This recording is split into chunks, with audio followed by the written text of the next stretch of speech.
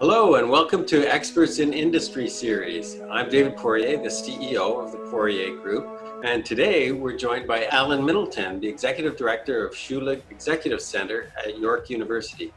Alan's a very distinguished adjunct professor of marketing with a PhD in business administration, specializing in marketing, and has many years working in the marketing and advertising sector. What do you see as the biggest challenge that your industry peers are facing, and how are they combating this? We're all going to have to get used to life being a blend. Even when we're back to whatever the future normal is, there is no doubt that we're not going to go back to sitting together in schools, universities, or businesses in the same way we did before COVID. Just no doubt about it. But I also have no doubt that the future does not mean we're going to do it all online. Right now, the technology still has some limitations, because I make a speech always when I'm teaching that half of what you'll learn in informal storytelling from each other when you're sitting together. And although you can do breakout sessions in Zoom and others, it's a lot more difficult, and you miss that.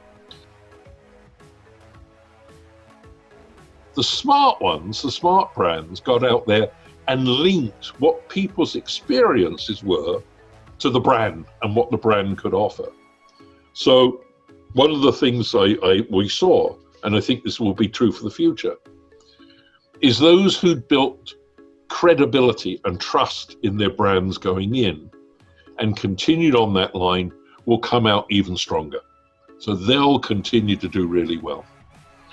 Those that adapted to not just say sorry, but adapted to deliver something that was of value to help people sort out their lives, probably got a better shot at being considered as an alternative.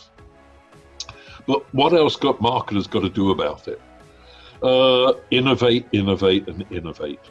I think the other interesting element that we've seen, and I describe it as businesses become more human. Mm-hmm. Yep.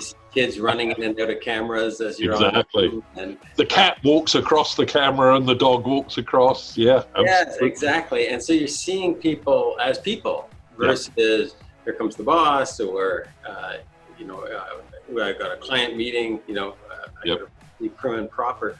How do you think that's going to affect marketing? So we got to start thinking about people across the activities. So to your point about thinking of them as complete humans, where work is a part and leisure is a part and families are part, and how they work those things together.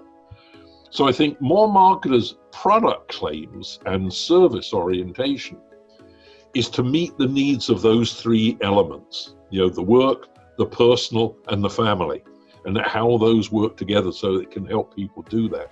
And so trust, brand credibility, value proposition based on the particular product or service, and communication would be my last leg on that stool, which is talk to people, listen to them, don't just assume, and don't inundate them. Let them, again, in social media, there's been a tendency for picking up and throwing things at people. Absolutely. So true. So let's switch the focus then back to education if we can. And the challenges that we've spoken about in business are the very same ones that you're facing as an educator. How do you keep students engaged? Absolutely. How do you worry about their mental well-being while being alone in an apartment studying away? What do you see happening there? How is education innovating in order to respond to those challenges? The big challenge to schools then, up to the age of 16, 17, 18, before they go off to college or university or leave to go to work, is how do you make it not equal, but accessible for people who struggle more to learn online or are less self-motivated, have been motivated by a brilliant teacher because they got charisma, or motivated because of friends. So how do you work with them at that to motivate people who are not necessarily that self-motivated to the online study to not lose out. And that's a big issue on money, because we know in poorer households, that's more of a problem. So there's the big challenge to make online engaging.